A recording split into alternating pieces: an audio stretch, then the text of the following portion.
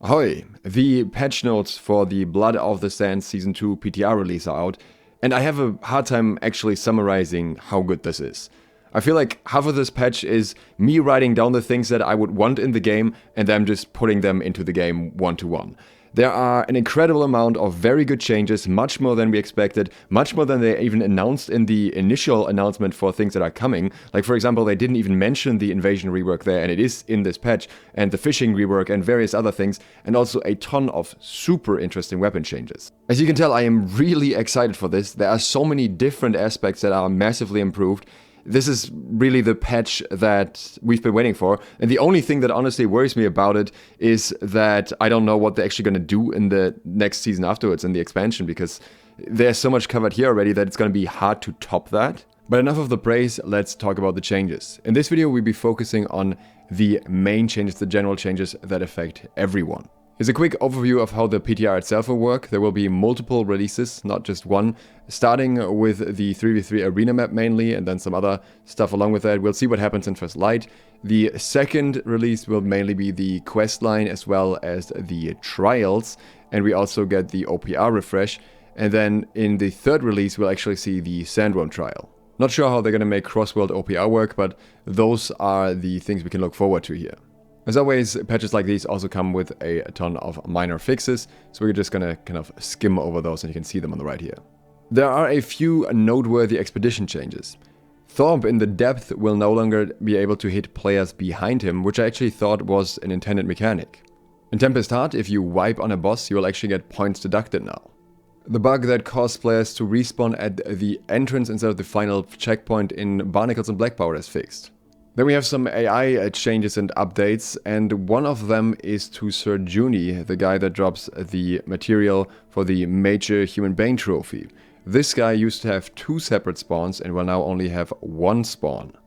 A very important change that I think both town owners and people not owning towns will enjoy is the increase of a player base HP by 10% across all levels, and in return the removal of the Hale and Hearty town buff. We'll get back to that one a little bit later. The 300 in perk that provides you with Azoth cost travel reduction is increased from 10 to 25%, which I don't think anyone will actually care about still. But players now leave combat 1 second after the final enemy in an engagement is killed, and the default in-combat timer is reduced from 20 seconds to 10 seconds. This is in particular great for people who are testing things on target dummies. You don't need to wait as long in order to be able to switch your weapons. Also, there are various block changes, beginning with players no longer being slowed if they become exhausted by their block being broken. So if you dodge roll and you go out of stamina, you will still be slowed, but if you block and someone hits you and you go out of stamina, that slow will not apply to you. This doesn't mean that blocking is always better though, because obviously with a dodge roll you can still reposition, especially if you're in light. The blocking rework in general turned out very different from what I was expecting, because I thought there was going to be a more significant overhaul to the block mechanic as a whole, and that does not seem to be what they're intending to do here, at least so far, unless this is just a first step and they want to see how this plays out by itself. I remember them specifically saying that block breaks too quickly in group combat situations, and that is basically unchanged. But what they're doing is they allow non-shields weapons to block ranged attacks, or more specifically, a portion of ranged attacks. For one-handed weapons, this is 50% of the range damage. The stamina damage is also reduced accordingly, so basically you're just taking 50% stamina damage compared to what you normally take, but the other one goes straight into your health still. For two-handed weapons, you only take 30% of the range damage. For magic weapons when blocking, you take 40% of the range damage. This is particularly relevant in context of the Ice Gauntlet, which already has an extremely strong block and will now be able to block a large portion of the range damage along with that. PvP Ice Gauntlet tanking might be pretty nasty now. When it comes to shields, things remain unchanged. Blocking melee or ranged attacks mitigates 100% of the attack damage as before. But the base movement speed while blocking is slightly increased from 1.65 meters to 2 meters per second. I'll have to feel this one to know how much this really is. Generally speaking, this of course mainly affects the ranged versus melee damage. Especially with two-handed weapons, you should now be able to survive a lot more range damage overall. Of course, there are interesting outlier weapons here that simply cannot block, like for example the blunderbuss. So we really have to see what these effects do for different weapons and how effective it is, and how many of them will really end up blocking instead of dodging against range attacks, because you're also still accepting that you're going to be hit by some of the damage anyways. There are also some perk changes. The first one is already getting on the live client as well. That is the Invigorated Punishment change that makes it so that it applies only to abilities and not basic attacks. But the Thwarting Strikes perk will now be able to roll on Void Gauntlets. Keep in mind that this doesn't really add that much value in most situations. The Void Blade may have grit, but realistically Enchanted only deals slightly less damage than Thwarting Strikes, and it affects the same thing, but Enchanted also affects any ranged attacks you may be throwing in between. So effectively, if you use Thwarting Strikes instead of Enchanted, you get 2.2% extra damage on your Void Blade attacks, but you lose 9.8% damage on any normal ranged attack. I think it wouldn't be a bad perk to have if you don't have Enchanted, but I personally would prefer Enchanted most of the time. The Empowered Amulet perk would refresh constantly and extend its duration. That one should be solved. And the Refreshing Pillar of Fire perk would not consistently activate on 2 targets. So that was actually a bit annoying, I suppose, when this perk got nerfed and then didn't work properly on top of that, even though it was understandable they got nerfed in the first place. The Invasion Rework is here too.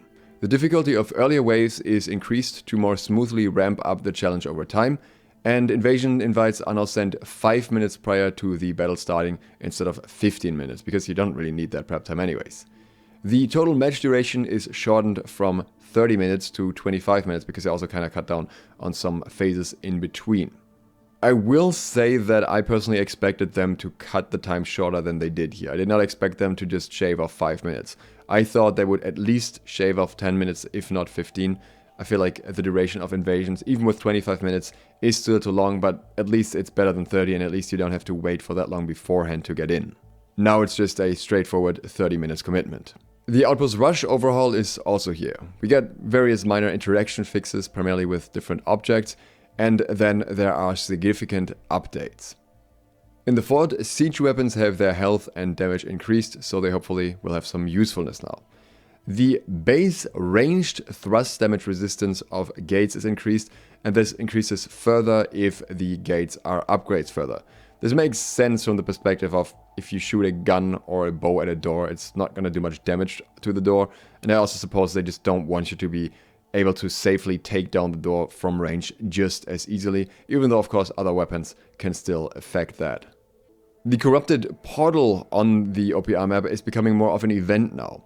So you get a brute summon after all enemies have been defeated, and you close the portal by interacting with it now. And this event is on a timer similar to the Baroness, offering another place for PvP players to engage instead of being more of this farming passive area, and the 750 SLOTH bank is removed in return. Generally the summons work differently now.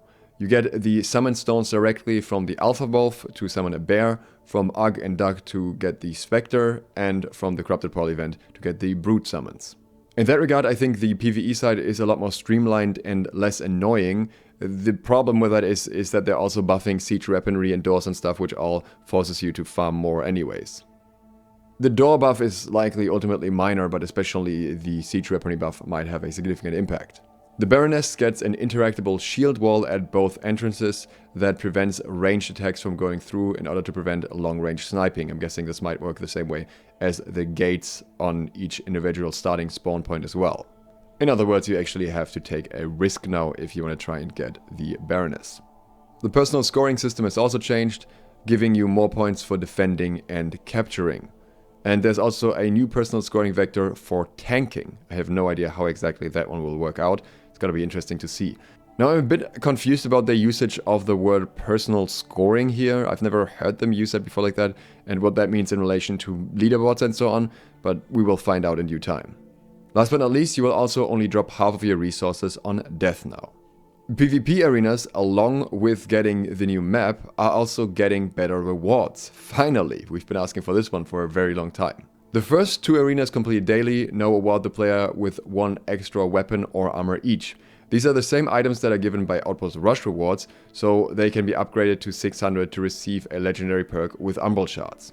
Now you may rightfully say it's weird they're only doing this for the first 2 rounds, but they are also increasing the SLOTH and PvP XP rewards that you get based on the number of rounds won in the match. So this might actually be the better way to do PvP track now, which in combination with the PvP track overhaul might be very beneficial. By the way, the PvP track overhaul is not mentioned in the notes yet, but they have confirmed that on the dev show already, so I would still expect that to come in a later version of the patch notes. The open world PvP rewards have been simplified. You now get 800 PvP XP and SLOTH salt for a kill as long as the player has been active in PvP flag for 10 minutes. So this scaling system that they previously had no longer exists. Additionally, the weapons and armor that can drop from open world PvP now have PvP perks on them. This is great. This used to be trash armor for so long, so you might actually have a chance to get something interesting now. Though the question is how often you will get anything with a higher rarity than green, because the chance to get green from PvP drops seems to be incredibly high. But then again, most of the rewards will probably be focused on the PvP track anyways. Gypsum casts are getting improved, with the attribute perks applied to Gypsum cast gear to optimize towards the item's preferred stat. I'm not sure how that's determined, because what is, for example, a light armor's preferred stat? Or maybe does it match the perks that it has? I don't understand how this is going to work, but everything that makes Gypsum gear better is good in my book. They say, as part of the health and stamina increases, the town projects Hale and Hearty and Stalwart have been removed. Now, in the patch notes so far, there is no mention of the stamina increases yet. This may just be an oversight, and they may have just forgotten to add that the stamina regeneration is increased to the level of having Stalwart as well, or it may mean that they had an oversight here and decided to actually not include the stamina regeneration from Stalwart and keep it at the lower level and just take that away. We don't know, they haven't said anything about it, so we'll just have to wait and see. I'm assuming it is more likely that they just forgot to add the note that the stamina regen has been increased, but I wouldn't be completely against the opposite as well. The heal in the Imperial Forge will now only drop loot once instead of every time he dies on the way up to the last fight against him. And there are some gear sets that have been re-added into the game: Clothier, Costumier, Provender and Grocer. These are all just gathering sets, but they have a locked secondary perk. They're kind of weird, and I'm not really sure why they have been re-added, what the purpose for them is, but hey, they exist now. If your company owns Morningdale or Weaver's Fen by any chance, you get a little bit of extra taxes now, 2.5%, because First Light can currently not collect any since it's closed down. Fishing gets its promised overhaul as well. The time to get a nibble when using bait has been reduced. The tension recovery for tier 3, 4, 5 fishing poles has been buffed, so it should be quicker to fish in general. The celebration zoom for quality catches no longer applies to uncommon and rare fish, so once again, quicker to fish in this regard as well. And the effect for all bait has been changed. Baits now only affect rarity, meaning no longer size. Also, the crafting cost for bread, cheese, meat and fish bait has been reduced. And the usability of all baits has been rebalanced. Some now only affect certain times of the day, so I feel like those would actually be a bit more annoying if you have to watch out for freshwater day, freshwater night, blah blah blah. When using legendary bait, in addition to salmon, adventurers now have a slim chance to catch a rare fat salmon. What the purpose of that will be, we don't know yet. Maybe it will be tied to the new summer event as well. Fish have been scattered all over Eternum and now find themselves in different homes. They redistributed each territory's fish population to better balance the value of each territory's fishing pool so that all territories have something exciting. Some territories are still tailored towards certain types of experiences. I hope this also means that certain things are more easier to get because you can more consistently fish them specifically in one area. So for example, if I'm after pearls, then I know they are only in one area, but here I can get them very frequently in comparison. So I have a reason to travel there and do that consistently. Sturgeon and sculpin are now catchable in fresh and saltwater, and frogfish is now only catchable in saltwater. Legendary fish also have new home territories, but there's now a chance to catch any legendary fish in any territory. I'm hoping this means that especially in the high rarity fishing spots, you will get way less chests and just random legendary fish instead. They did specifically mention that they want to rework the treasure chests to some degree when they were talking about this. They don't mention it in here, but I'm guessing that it's coming along with these changes too. When it comes to the Season Pass, they're primarily buffing the journey. For example, season challenges now give 4,500 XP instead of 3,500 XP, and they want the journey to play a bigger role in your whole progression towards the end of your Season Pass. The activity card will also now have at least 3 tasks from each category, up from 1, and also the task count limit is up to 21 instead of 16. There are some new activities added mainly around Brimstone because the entire new season will focus on Brimstone. For example, kill 5 scorpions, gather 500 resources, kill 10 dune walkers, which I'm assuming will be in Brimstone, kill a named dune walker, loot an elite sulfur chest, that's a terrible one, get a killing blow in PvP, earn 100 XP in PvP, or loot an elite chest. Many of these are fairly easy to do, and with how you can travel around Brimstone quite quickly, I think this will help with Season Pass progression. The devs say that they want a clear path for solo players through each chapter, and want to give each playstyle a way to progress throughout the season journey. And then we have a ton of fixes. Again, not gonna read all of them out, but there are some notable ones that I want to mention. You now have much clearer communication on how healing works, and I'm always happy when they're improving tooltips in general. And also the Shrivel tooltip is updated to be more clear on healing reduction. It only applies to damage-based healing, so basically what you do yourself by dealing damage, and not all incoming healing. I was not aware of this, and this is actually a pretty important piece of information. Likewise, the 200 focus bonus now clarifies that it affects buff durations and not just casted buffs. And there's an absolute hidden gem in the quality of life changes. Added a player requested feature to be able to search for perks and gems within the inventory. So in other words, we have some form of search filter, search function for the inventory. We don't know what it will look like yet, but I love the fact that it's there in the first place and will finally help me sort out my storages. Just in time to find my Beast Ward gear that I've hoarded ages ago for the time that I may eventually need it. Companies now must have at least 25 players to declare war on a territory, so that the war roster with the mercenary limits can actually be filled. Also, while in a group, you may now choose a role that will appear as an icon next to your character to other group members from the group options menu. So this is interesting to me, right? They say you can do tank, DPS or healer. And this is technically already in the game, at least in expeditions that have been done through the group finder if you join in later. I'm not sure if they're referring to that feature, which I think works for a lot of things already anyways, and that just works everywhere now, or if they're saying that you will also have this icon next to your health bar, next to your character, outside of just the bar on the left, but also above your character, essentially. I would hope it's that, but I'm not sure. I'm not getting my hopes up too much here, because it could also just be that the other thing just consistently works for everything now. But these are not all the changes. We haven't talked about the weapon changes. I know it sounds ridiculous that this video is incredibly long and there's still so many more changes, but this is just the tip of the iceberg. So there's going to be another video where I talk about the weapon changes specifically that will be linked right here. This patch is absolutely insane, and if you want to see more about it, then consider subscribing and clicking the bell so you get notified when I show off the different things that are happening on the PTR. And if you want to see it in more real time or participate in it even, then consider following me on Twitch TV/DukeSloth. That's where I will be streaming some of it. And we'll probably always need people, at least for the sandworm, once it comes out. If you're interested in early trading tips for this new update, then consider supporting me on Patreon, where I'll be posting those. And thanks to all of those of you who are already doing exactly that. Thank you for watching. DukeSloth out.